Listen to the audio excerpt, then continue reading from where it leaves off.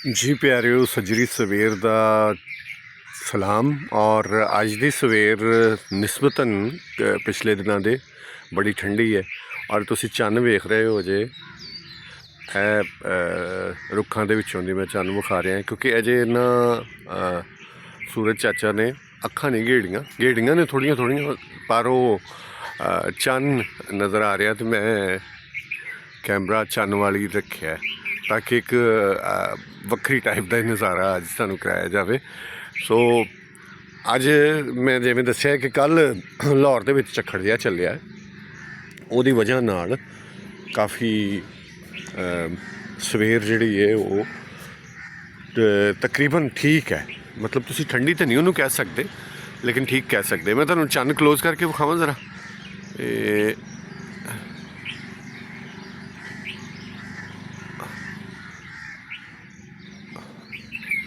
देखो पिछों दी ए नज़र आ रहे। अच्छा चलो असीं वापस जाते हैं।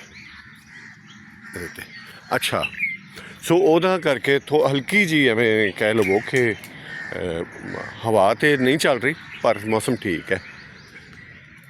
तो असी नेचर दे नाल जदों असी जुड़ने और नेचर दे असी करीब हुन्ने कुदरत दे कुदरत फितरत नेचर इन्हां लफ्ज़ां दे विच बहुत गहराई है अगर असी सोचीए तो, क्योंकि साड़ी बॉडी साड़ा जिस्म और साड़ा आल दुआला सब कुदरत दे बनाए हुए ने और इन्हां विच तकरीबन इक्को जिहा ही मैकेनिज़म हुंदा है, इक्को जिहा निज़ाम हुंदा है।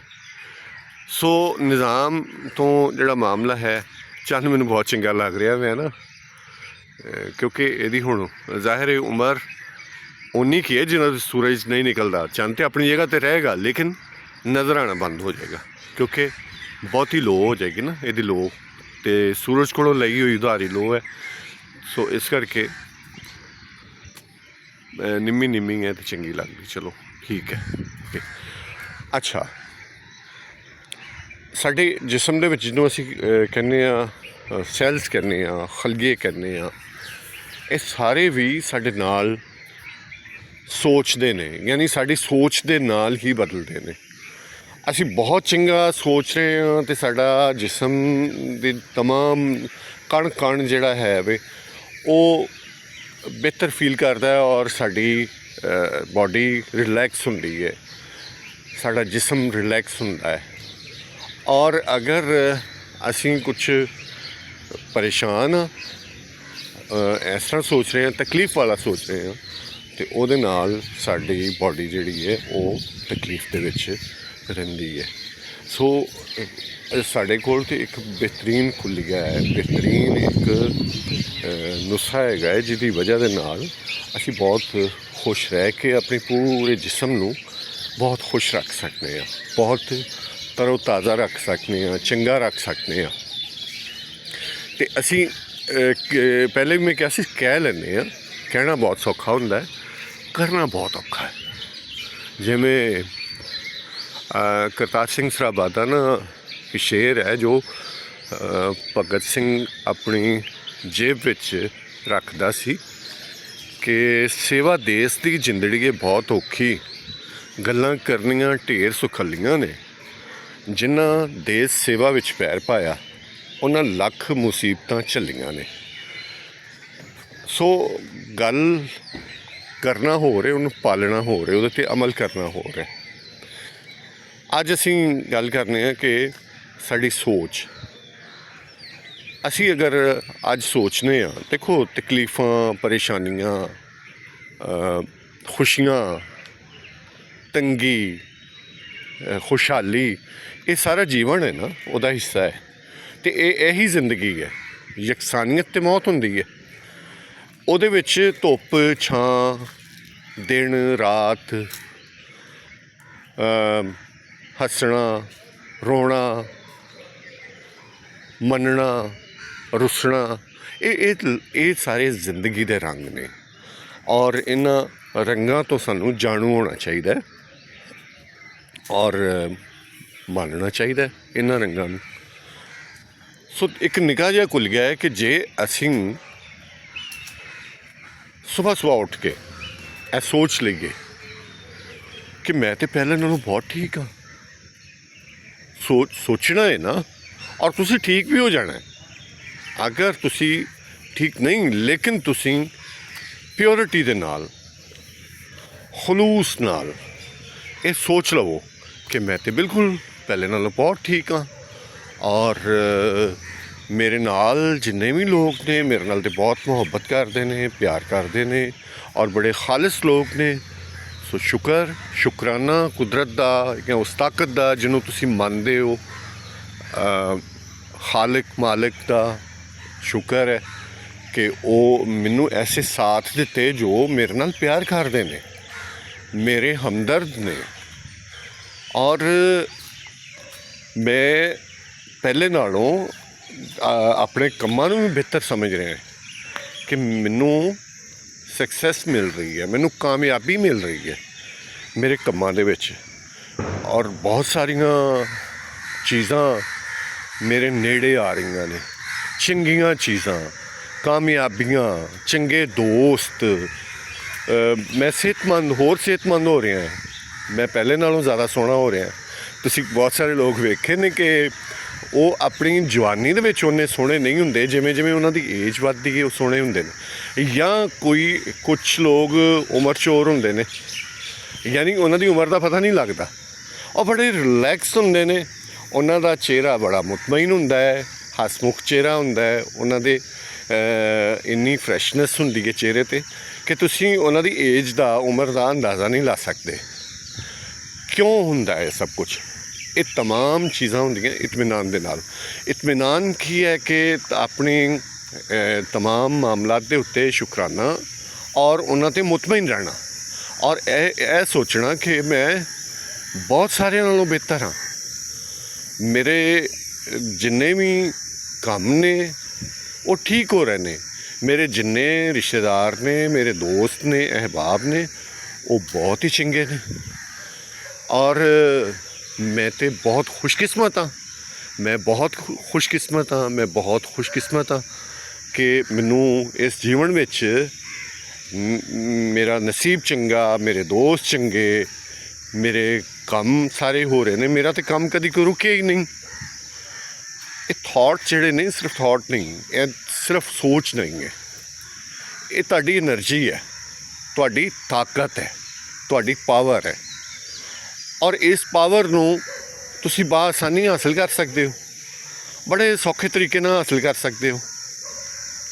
ਕਸਮੇ ਜੋ ਚੀਜ਼ ਇੰਨੀ ਆਸਾਨੀ ਨਾਲ, ਇੰਨੀ ਕਾਮਯਾਬੀ, ਇੰਨੀ ਸਿਹਤ, ਇੰਨਾ ਪਿਆਰ ਤੁਹਾਡੇ ਹਿੱਸੇ ਆ ਰਿਹਾ ਹੋਵੇ ਤੇ ਤੁਸੀਂ ਨਾ ਲਵੋਗੇ। ਅੱਜ ਤੋਂ ਇਹ ਸੋਚ ਲਵੋ ਕਿ ਝੂਠੇ ਮੂੰਹ ਹੀ ਸਹੀ, ਤੁਸੀਂ ਆਪਣੇ ਵਾਸਤੇ ਚੰਗੇ ਲਫ਼ਜ਼ ਬੋਲਣੇ ਸ਼ੁਰੂ ਕਰ ਦੇਣੇ ਨੇ। ਇੱਕ ਦਿਨ ਹੋਏਗਾ ਅੰਦਰੋਂ ਤੁਹਾਡਾ ਅੰਦਰ ਮੰਨਣਾ ਸ਼ੁਰੂ ਕਰ ਦੇਗਾ। ਉਹਦੀ ਵਜ੍ਹਾ ਹੈ ਕਿ ਜੋ ਅਸੀਂ ਸੋਚਦੇ ਹਾਂ, ਸਾਡੇ ਜਿੰਨੇ ਸੈਲਸ ਨੇ ਉਹ ਐਕਸੈਪਟ ਕਰਦੇ ਨੇ, ਉਹਨੂੰ ਕਨਸੀਵ ਕਰਦੇ ਨੇ, ਔਰ ਉਸੇ ਤਰ੍ਹਾਂ ਹੀ ਉਹ ਢਲਣਾ ਸ਼ੁਰੂ ਹੋ ਜਾਂਦੇ ਨੇ। ਮੈਂ ਪਹਿਲੇ ਵੀ ਤੁਹਾਨੂੰ ਮਿਸਾਲ ਦਿੱਤੀ ਹੈ ਕਿ ਸਿਰਫ ਆਮ ਚਿਹਰੇ ਤੋਂ ਮੈਂ ਦਿੱਤੀ ਹੈ ਕਿ ਬਹੁਤ ਸਾਰੇ ਲੋਕ ਆਪਣੇ ਪਿਛੋਕੜ ਵਿੱਚ, ਬਚਪਨ 'ਚ ਜਾਂ ਜਵਾਨੀ 'ਚ ਇੰਨੇ ਸੋਹਣੇ ਨਹੀਂ ਹੁੰਦੇ, ਜਿਵੇਂ ਉਹਨਾਂ ਦੀ ਥੋੜ੍ਹੀ ਉਮਰ ਵੱਧਦੀ ਹੈ ਉਹ ਸੋਹਣੇ ਹੋਣੇ ਸ਼ੁਰੂ ਹੋ ਜਾਂਦੇ ਨੇ। ਗੱਲ ਸਿਰਫ ਇਹ ਹੈ ਕਿ ਉਹਨਾਂ ਦੀ ਅੰਦਰ ਦੀ ਕਬੂਲੀਅਤ ਹੁੰਦੀ ਹੈ, ਉਸ ਖੂਬਸੂਰਤੀ ਨੂੰ, ਉਸ ਕਾਮਯਾਬੀ ਨੂੰ, ਉਸ ਸਿਹਤ ਨੂੰ, ਉਸ ਸ਼ੁਕਰਾਨੇ ਨੂੰ ਅੰਦਰੋਂ ਕਬੂਲ ਕਰਦੇ ਨੇ। ਸੋ ਉਹ ਬਹੁਤ ਸੁਖਾਲੇ ਹੁੰਦੇ ਨੇ, ਬਹੁਤ ਠੀਕ ਹੁੰਦੇ ਨੇ।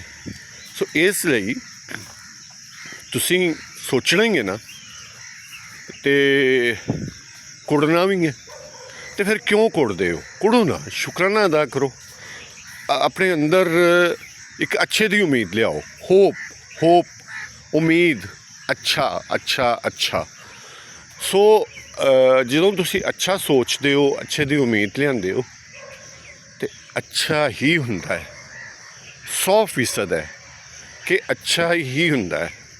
ਸੋ ਅੱਜ ਤੋਂ ਅਸੀਂ ਆਪਣੇ ਆਪ ਨਾਲ ਵਾਅਦਾ ਕਰ ਲਈਏ ਕਿ ਅਸੀਂ ਆਪਣੇ ਵਾਸਤੇ, ਆਪਣੇ ਆਲ ਦੁਆਲ ਵਾਸਤੇ, ਆਪਣੇ ਮੁਆਸ਼ਰੇ ਵਾਸਤੇ, ਆਪਣੀ ਦੁਨੀਆ ਵਾਸਤੇ, ਪੂਰੀ ਦੁਨੀਆ ਵਾਸਤੇ ਅੱਛਾ ਹੀ ਸੋਚਣਾ ਹੈ, ਕਿਉਂਕਿ ਇਹ ਜੋ ਅਸੀਂ ਵੇਖ ਰਹੇ ਨਾ ਹੁਣ, ਇਹ ਸਦੀਆਂ ਤੋਂ ਹੁੰਦਾ ਆਇਆ।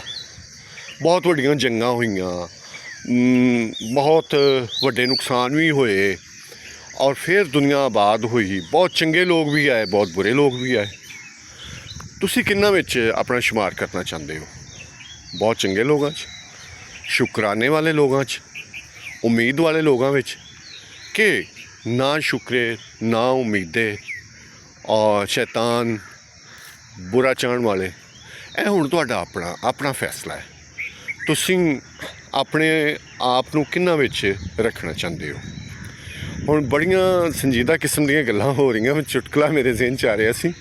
ਬਹੁਤ ਸਾਰੇ ਲੋਕ ਜੋ ਜਿਨ੍ਹਾਂ ਦੀ ਬੈਸਣ ਦੀ ਆਦਤ ਹੁੰਦੀ ਹੈ, ਇਹ ਯਾਰ ਇਹਨੂੰ ਕੱਲ੍ਹ 'ਤੇ ਨਾ ਰੱਖ ਲਈਏ, ਕੀ ਕਹਿੰਦੇ ਹੋ? ਮੈਂ ਹੁਣ ਆਪਣੇ ਜਿਹੜੇ ਚਮੇਲੀ ਦੇ ਬੂਟੇ ਨੇ ਉਹਨਾਂ ਕੋਲ ਬਵਾਂਗਾ, ਉਹਨਾਂ ਨਾਲ ਗੱਲਾਂ ਬਾਤਾਂ ਕਰਾਂਗਾ। ਜਿਹੜੇ ਬਿਲਕੁਲ ਖਿੜੇ ਹੋਏ, ਖਿੜੀਆਂ ਕਲੀਆਂ ਨੇ ਨਾ ਚੰਬੇ ਦੀਆਂ, ਉਹਨਾਂ ਨੂੰ ਉੱਤੋਂ ਬਿਲਕੁਲ ਉੱਤੇ ਹੁੰਦੇ ਨੇ ਫੁੱਲ ਪਏ ਹੋਏ। ਇਹ ਫੁੱਲ ਬਿਲਕੁਲ ਮੋਤੀਏ ਦੇ ਫੁੱਲ ਜਿਹੜਾ ਨਾ ਉੱਤੇ ਪਏ ਹੁੰਦੇ ਨੇ। ਇਹ ਜਿਹੜੇ ਬੂਟੇ ਨੇ ਮੈਂ ਤੁਹਾਨੂੰ ਵਿਖਾਇਆ ਸੀ ਨਾ ਮੋਤੀਏ ਦੇ, ਅਤੇ ਮੈਂ ਆਪਣੀ ਕਿਆਰੀ ਦੇ ਕੋਲ ਤੁਹਾਨੂੰ ਲੈ ਕੇ ਜਾਂਦਾ। ਜਦੋਂ ਖਿੜ ਜਾਂਦੇ ਨੇ, ਅਗਰ ਇਹਨਾਂ ਨੂੰ ਉੱਤੋਂ ਨਾ ਚੁੱਕੀਏ, ਸੁੱਕ ਜਾਂਦੇ ਨੇ। ਫਿਰ ਇਹਨਾਂ ਦੀ ਜਗ੍ਹਾ ਨਵਾਂ ਫਲ, ਯਾਨੀ ਕਿ ਨਵੇਂ ਫੁੱਲ ਨਹੀਂ ਆਉਂਦੇ। ਸੋ ਜਿਵੇਂ ਕਹਿੰਦੇ ਕਿ ਯਾਰ ਇਹ ਫੁੱਲ ਤਾਂ ਆਪਣੇ ਬੂਟੇ 'ਤੇ ਚੰਗੇ ਲੱਗਦੇ ਨੇ, ਲੇਕਿਨ ਇਹ ਫੁੱਲ ਖਿੜ ਜਾਂਦੇ, ਜਵਾਨ ਹੋ ਜਾਂਦੇ ਨੇ। ਫਿਰ ਇਹ ਕਹਿੰਦੇ ਨੇ ਕਿ ਸਾਨੂੰ ਤੁਸੀਂ ਆਪਣੇ ਕੋਲ, ਆਪਣੇ ਨਾਲ ਲੈ ਕੇ ਚੱਲੋ, ਆਪਣੇ ਗੁਲਦਾਨ 'ਚ ਰੱਖੋ, ਆਪਣੀ ਟੇਬਲ 'ਤੇ ਰੱਖੋ, ਗਲ 'ਚ ਪਾਓ, ਸੀਨੇ ਨਾਲ ਲਾਓ। ਸੋ ਇਹ ਖੁਸ਼ ਹੁੰਦੇ ਨੇ। ਅਗਰ ਅਸੀਂ ਇਹਨਾਂ ਨੂੰ ਨਾ ਉੱਤੋਂ ਚੁੱਕਾਂਗੇ, ਤੁਸੀਂ ਕਦੀ ਨਹੀਂ ਕੀਤਾ ਹੋਣਾ, ਮੋਤੀਏ ਦਾ ਤਜਰਬਾ ਨਹੀਂ ਕੀਤਾ ਹੋਣਾ, ਕਿ ਮੋਤੀਆ ਜਦੋਂ ਖਿੜ ਜਾਂਦਾ ਹੈ ਨਾ, ਅਤੇ ਫਿਰ ਬਿਲਕੁਲ ਉਹ ਉੱਤੇ ਹੀ ਪਿਆ ਹੁੰਦਾ। ਇੰਝ ਤੁਸੀਂ ਫੜਦੇ ਹੋ ਅਤੇ ਨਾਲ ਹੀ ਚੁੱਕਿਆ ਜਾਂਦਾ।